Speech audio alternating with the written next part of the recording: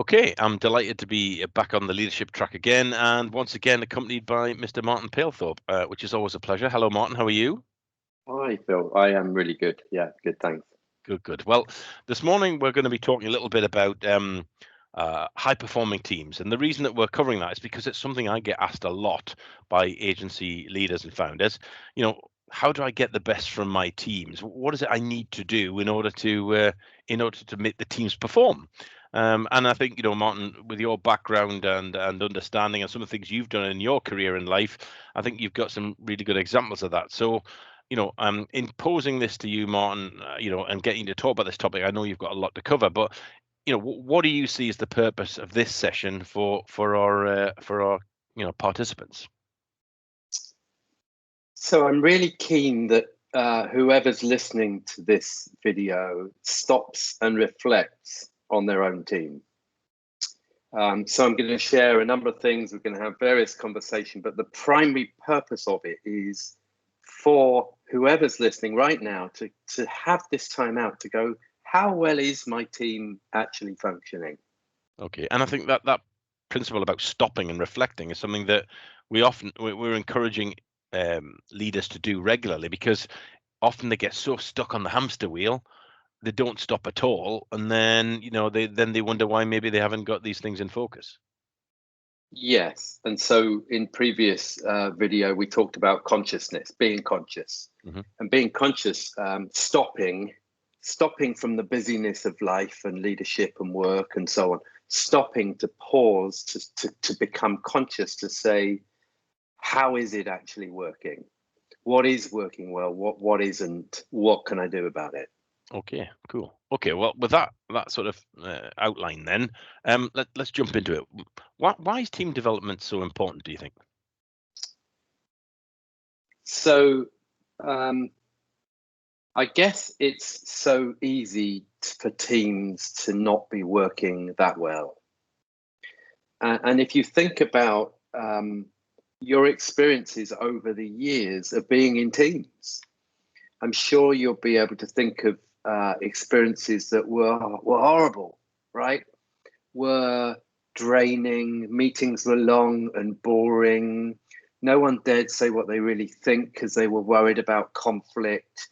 People are judging each other. There's not a common goal. I'm creating a sort of a real bad situation here, but certain elements of that is like, that's all elements of actually what a team is like when it doesn't work that well. And then I'm sure you've also been in a team that works well, right? And it just feels easy. It gets things done. People get on. It's enjoyable. There's a real energy and a buzz about it. Now, why is it so important? Because the impact of having a high-performing team, the benefit is colossal. And the benefit is on two levels. One is intangible. It just feels great. I wake up in the morning, it feels great to be part of. I enjoy my work. That being part of the team is getting the most out of me. I'm just enjoying it. Feels good. And the tangible element also is that it dramatically impacts results and productivity. Like when we're functioning as a high-performing team, we have conversations that we really need to have. We make decisions that we probably wouldn't get to otherwise. We highlight issues. And then we get stuff done together because we're aligned. So why is it so important? Because constantly we've got to be striving for something that is working well, especially if it's the leadership team in the business. That has such a profound impact on all elements of how the organization works. Sure. So a high-performing team at the senior level in a business is often mirrored by the rest of the company. So people will then act in a similar way. They'll work to be aligned. But also, in my experience of it, in the most high-performing teams I've been part of, the level of discretionary effort that people give is just huge, because people feel they're pulling for the overall team. It's not divisive. It's not I'm trying to do better than you. It's everybody working together. So I guess you get then 1 + 1 = more than 2 when you've got really high-performing teams. Yeah, absolutely. Okay, cool. So look, I think when people talk about teams, it's very easy to sort of get back to either sports or kind of endeavors outside of the business environment, right? By way of kind of giving illustration. And I know, in terms of your background, I know you've done some pretty outlandish stuff in your career, going off and doing some very strong and I would say almost sometimes dangerous things that you've gone and done to kind of prove things to yourself. One of them was that I know that you took on the Polar Challenge, where you took a team and you went and you raced to the North Pole. And I guess that must have given you some real insight into how teams work well.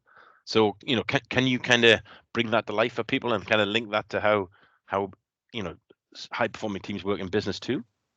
Yes. So when I got into this coaching business 20 years ago, I was passionate about helping teams work effectively because I saw so many leadership teams not working that well.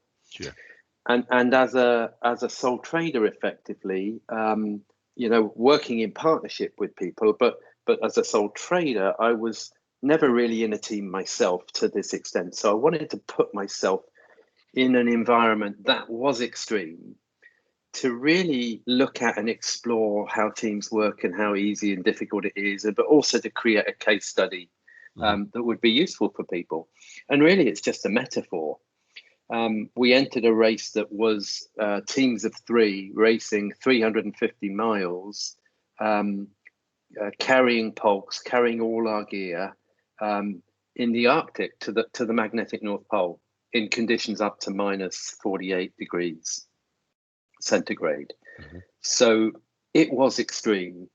And I got a team together. We were all working. We were all busy in lives. We all had small families. So there was a huge amount of pressure, but it was a beautiful example of creating something that was high performing, and then the results sort of take care of themselves. Okay. And so, you obviously did that challenge and you learned from it. What were the kind of key takeaways you got? What was your own experience of that?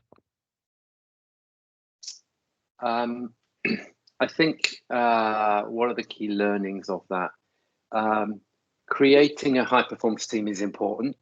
Okay. Creating a high performance team to achieve big results is challenging because it puts pressure on, and under pressure teams end up with lots of dysfunctional behavior. Okay. And my third takeaway is there's nothing more rewarding than being in a team that is high performing. Okay, I see. So I guess, putting yourself in that extreme circumstance really tests you to the full level. You get to see that. But, if we're trying to talk about it in the business context, let's come back to that. How would you define then, for everybody who's listening in now, what is a high performing team? What are the elements of it? Can you define it? Can you talk to that? Yeah. Actually, John Kazembach has got some definitions that he created years back. And his definition of a team, well, what is a team? Well, it's a group of individuals with complementary skills, with clear roles, aligned on a goal for which they hold themselves mutually accountable. So a team, right? We've got a goal, we're aligned on that, we're clear about our own roles and our own accountability, and we've got complementary skills. The definition of a high-performing team is a team as defined, as I've just defined, but that is deeply committed to the personal growth and the success of the team and all of the individuals within it. Okay. And so the performance of a high-performing team significantly outperforms expectations. And a significant amount of that comes from the focus and the commitment on team and the individuals within it, not on self. So we let go of our own agenda, our own judgments, our own identity, our own needs for the good of trying to achieve something far greater than what we'll ever be able to achieve on our own. Okay, but in that first definition of team, there's some critical points there that they have to be in place. So, the complementary skills, the clear roles, aligned on a goal, and mutually accountable. I mean, I meet agencies all the time where they haven't got those ingredients in place, and therefore trying to create a high-performing team from a team that isn't fully defined and scoped in the first instance, I guess, would be very challenging. Great. This is brilliant. Yes, absolutely. But what comes first? What comes first? Creating a team ethos, way of thinking, way of communicating, way of behaving. For me, that is the heart of all this. It's like if we can really work out how we work together, how we think together, the level of openness that we create and so on, then we can do all of the other stuff. Then we can put the clear roles in place, the clear goals, etc., etc. Okay. If we've got dysfunctional thinking, dysfunctional behaviors going on, then the exercise of putting the basics in place becomes really complex. Right. Okay. So it's the chicken and the egg, if you like. So what you're saying is you don't need to create the team and then make it high performing. You need to put the essence of the ability for something to high perform in place first, such that the team can naturally become high performing. Yeah. Okay, that's interesting. So, in terms of then your experience of those high performing teams, including your Polar Challenge one, what's your experience of that in terms of that that essence of making that team perform? Other than putting the components in place, what's the rest of it about then? Is it? Yeah. Great question. So, because a lot of the models around how to create a great team are focused on, get a clear goal that everyone's aligned on, create accountability, etc. What I'm saying is that there's 3 key elements underneath everything that if we work on and get right, then all of that detail can get sorted. Okay. And those 3 elements are, one is awareness. We want to develop the awareness of the team and the individuals within it. So I need to get aware of myself. If I'm in the team, I need to get aware of myself, aware of my thinking, aware of how I'm coming across, aware of everyone in the team, what's being said, what the dynamic is like, how effective this last meeting was, and so on. So we often tend to be so task focused that we're not really aware, right? We're not really aware of what's going on. Or you just said that, we were just talking about the last quarter's results and you said this is a disaster. I find it embarrassing. And yet I heard that, but I didn't really pick it up. I just ran on past and we carried on with the meeting. Well, the question is, if I'm really aware of, I don't think it was what you've just described. So I've got to get aware to go, why did Phil say that? And what was behind his thinking and where is he at and so on. So awareness, number 1. And just sorry on that, awareness in a meeting like that is about also being present. If you're not present and really focused on what's going on, then you miss those cues and you don't see that, right? Yeah. And it's so easy to be just locked in the detail and not aware of what's going on in the moment, not being there, not really listening, not truly taking in all the things around you. Yes, absolutely. So we're so focused on task, we're so focused on what we've got to do that we're not focused on what's actually going on. Right, okay. So it's totally about being present. It's totally about being aware in the present moment of how things are progressing and what's going on in the conversation. Okay. So that's point 1. You said there was 3. Second point is the quality of my thinking as a member of the team.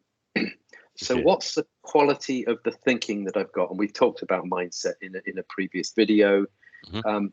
What's the quality of my thinking?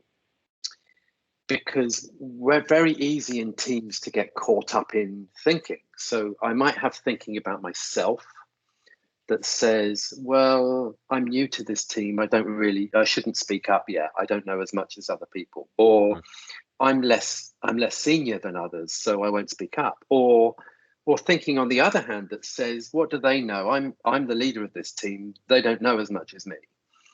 So I can have thinking about myself that gets in the way of how I show up in the team. I can also have thinking about the team members.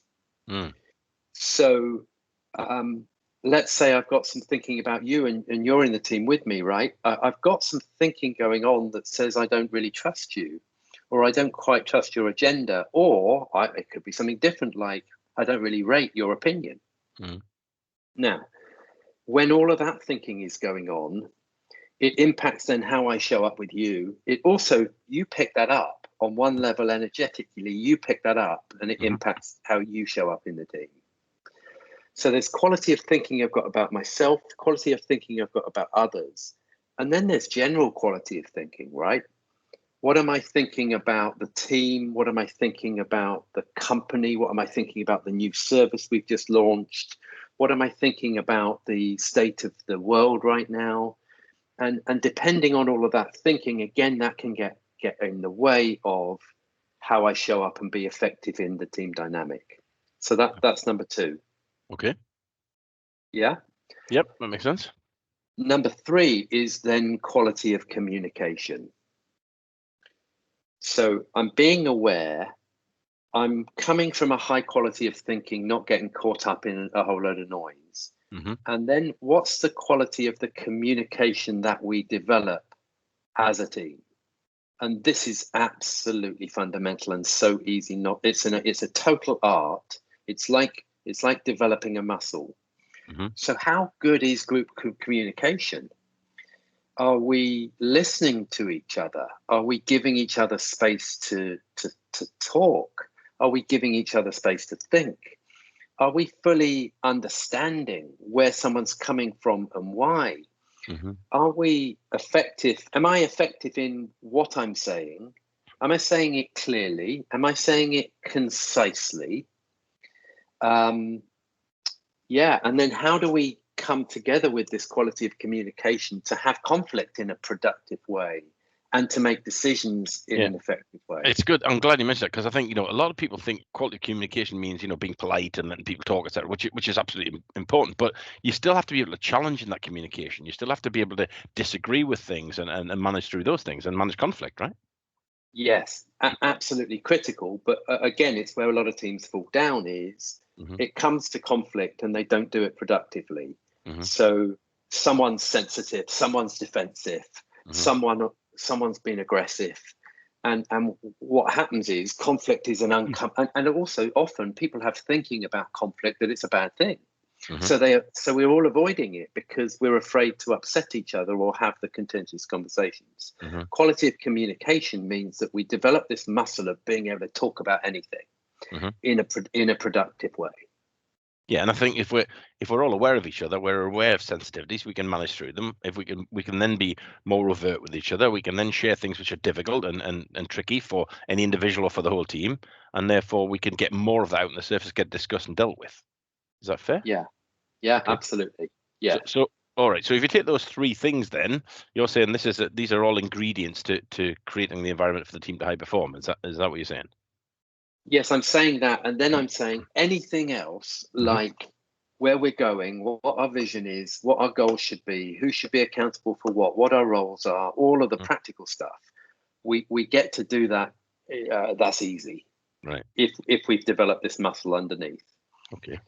And just sorry, I'm just going to add one last thing, Phil. The other thing I'd like to say is that high performing team is not a destination. It's something that occurs in the moment or not. Right. So meaning then it's not always with you. You don't become a high performing team and then stay a high performing team. You're constantly having to work on it, constantly having to. Right. Okay. Yeah, because you can get caught up in the thinking that says someone listening to this might have the thinking, well, we've got a great team. But that doesn't stop them having a really bad meeting tomorrow. So I'm suggesting high performance team is more an experience in any moment that we either have or we don't have. Okay. So we've become aware of what you're saying. You've talked about the model. You've talked about those 3 areas. So people are probably sitting there thinking that all makes perfect sense, and I hear it. The question is, what can they do about it? So, I mean, what advice would you be giving out to the people who are listening to what we're talking about this morning? What would you be saying? I would be saying that developing high-performing team, and certainly a high-performing leadership team, is more important than anything else. Okay. Because it sets the tone, it sets everything for the business. Mm-hmm. So I would personally prioritize it above even individual development. Okay. The second thing I would say is always be evaluating and developing your team. And evaluating, you can do that formally. There's assessments to do that. We've got an assessment where we help people assess how effective is their team doing, but also evaluating in talking about it. Mm-hmm. So if we're having a team meeting, have we got the space? Are we having offsites? Mm-hmm. And have we got the space to go, hang on a second, guys, how are things actually working, so that we use that as part of quality communication? So this comes back to a point that I talk about all the time with people is, it's time to work on the business, not just in the business. And it's taking that time out to go, let's reflect, let's think, let's look at what we're trying to do. And that's your point, right? If you're in the everyday and you're lost in the everyday, you don't take that time to stop, evaluate, think about what you're doing, and then fine tune how you're doing it. All you do is you just do it. And often it's low grade stuff you're doing, and therefore you don't get the high performance. And what you do is you think, all I'll do is I'll work harder at it, and the high performance will come. Well, what you're saying is it won't. Absolutely, it won't. It won't. So definitely stop. And the other reason, Phil, that we experience people not developing team is they don't know how. They know there's a problem, but they don't know how. Yeah. And so I would highly recommend. It depends on the quality of the team, the quality of the communication going on in the team. But for me, this is something to invest in. So if you're going to invest in one thing from a people development perspective, developing high performance teams would be it.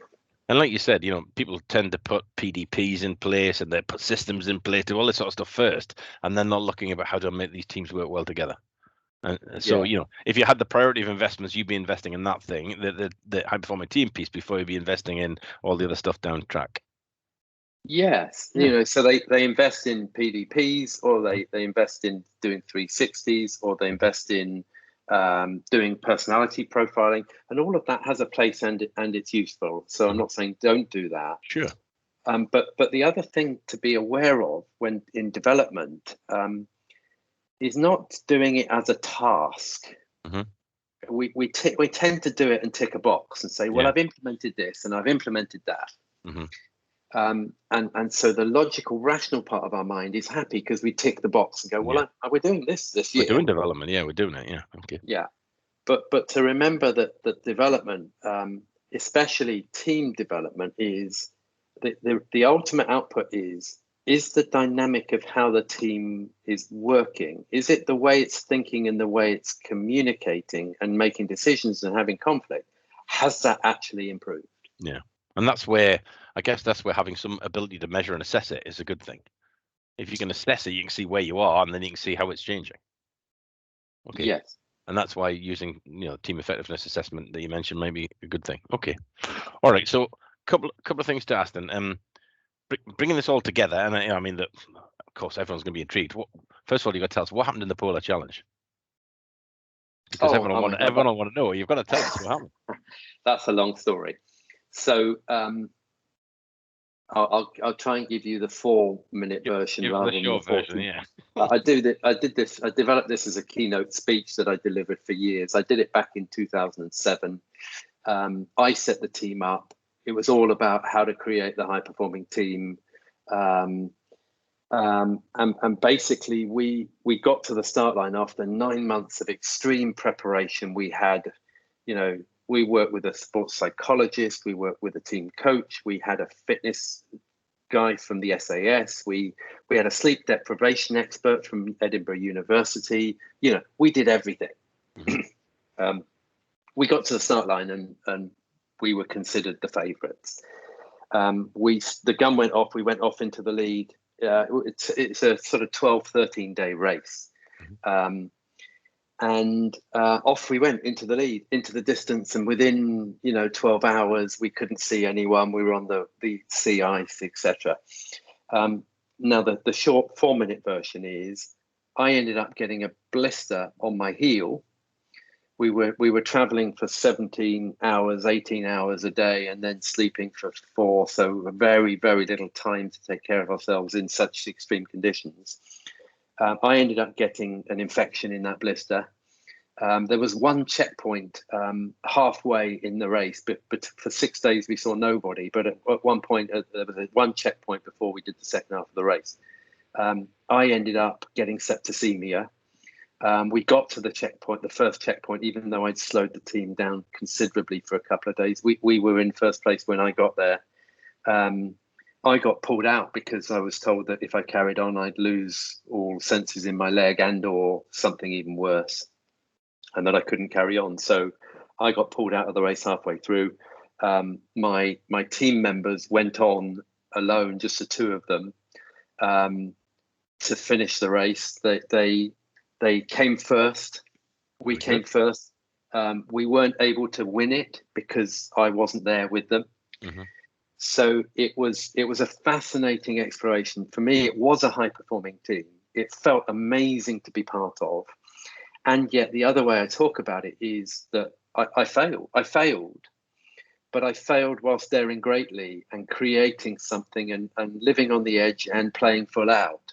Mm-hmm. So after 4 days of sitting in a tent trying to make sense of this, I realized that I'd created a high-performing team, and the objective was not the end result.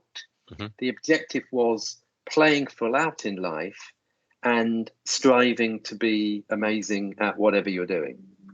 Okay. So that's formed a big part of kind of the rest of your career then, in terms of where you've gone with this.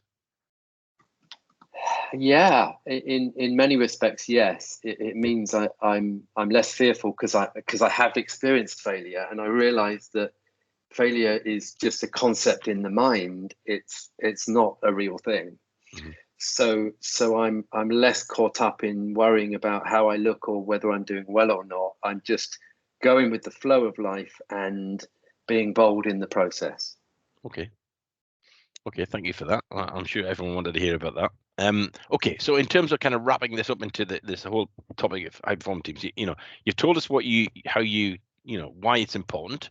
You've told us a bit about your own experiences in it. You've defined what a high performing team is. You've talked to everybody about what are the component parts of it. You've given some advice against about evaluate where you are and then have a look and see how you improve yourself. What should people go and do next? People listen to this. Okay, so they recognize that maybe the team isn't performing. What would be your kind of 3 things you'd advise them to go and do next after listening to this?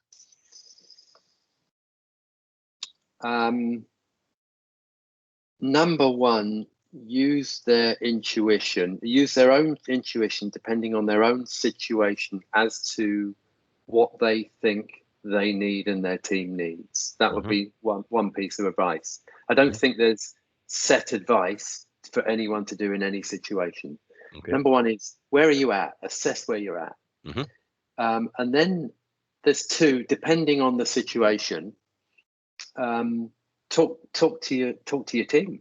Mm-hmm. Talk to your team about this. Show your team this video and talk to your team about and have a conversation about how the team is working. Mm-hmm. If the team situation is really dysfunctional, that may or may not be productive. So another strategy might be to talk to a coach. Right. Talk to someone that could support them in developing the team. Mm-hmm. To get their advice on what and how you might do something with your situation. Okay. But I guess ultimately the thing is not to be passive, sit back and just hope for the best. It's about being active, right?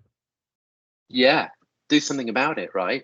Mm-hmm. No, if it's not working well, it's not good enough. It's having, look, that's the other thing, Phil, is have a look at the impact that it's creating in terms of how you feel, but also in what's happening to results as a result of not investing in your team. Sure. Okay, great. Okay, Martin, look, that's been fascinating again. Thank you very much. Thank you for your insights. Obviously, this will be wrapped up and everyone will get to to watch this at their leisure, and I'm sure we'll come back with some more stuff very soon. So thank you once again for your insight. Thanks, Phil. Great to talk with you. All right, take care, man.